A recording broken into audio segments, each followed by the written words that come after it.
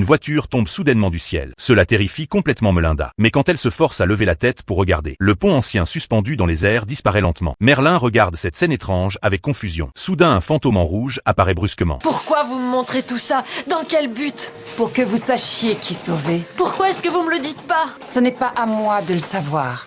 Merlin rentre chez elle avec des questions. Mais la seconde suivante, ce fantôme en rouge apparaît dans sa maison. Qui êtes-vous?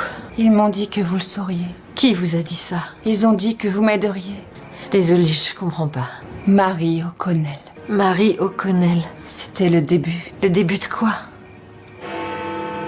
Mais Melinda n'a même pas fini de parler, que le fantôme disparaît à nouveau. Mais elle lui a montré une vision. Un énorme navire sombre dans les profondeurs de la mer. Le nom Marie O'Connell est clairement gravé sur la coque. Mais Marlène n'a pas vu la vision complète. Pourtant, elle sait que le fantôme a besoin de son aide. Des événements étranges se produisent les uns après les autres. Cela rend Marlène extrêmement anxieuse. Alors elle va voir le professeur pour chercher la vérité. Mais après avoir appris la situation, il n'a aucune piste. Melinda n'a d'autre choix que de retourner à la boutique pour discuter avec Delia. À ce moment-là, le magasin est soudainement inondé. Le fantôme en rouge réapparaît. Elle demande désespérément plus d'indices au fantôme. Je sais que vous avez péri dans le naufrage d'un ferry en Irlande. L'eau a emporté mon dernier souffle. En quoi vous devez m'aider? C'est une mise en garde? Vous voulez m'avertir de quelque chose à propos de mon ami?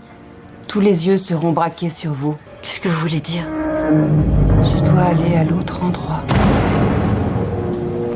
Elle n'a pas d'autre choix que d'aller voir le professeur pour une discussion approfondie. Le professeur déduit que c'est probablement une prophétie, car la vision du fantôme est un avertissement spécial pour Melinda. Le but est d'empêcher une terrible catastrophe future. Le professeur dit que si la théorie est correcte, alors le fantôme réapparaîtra pour donner des indices. Donc Melinda n'a qu'à attendre patiemment. Mais l'intuition de Melinda lui dit que quelque chose cloche. Elle veut découvrir la vérité par elle-même. Alors elle commence à chercher sur Internet, à la recherche de ce pont ancien disparu. Melinda se rend chez le professeur. Ensemble, ils commencent à enquêter en ligne. Ils trouvent un pont qui s'est effondré il y a des années. Le terrible accident de l'effondrement du tunnel sous-marin de la Fée. Tout s'est passé le 11 mai. Et chaque catastrophe est espacée de 5 ans. De terribles tragédies, ayant fait des centaines de victimes exactement à la même date. Au cours des quelques dernières années, il s'agit en fait de choses qui sont déjà arrivées. 5 signes et jusque-là 4 accidents. Si nous suivons la logique, une autre catastrophe devrait se produire à la même date que les précédents. Ça veut dire le 11 mai de cette année.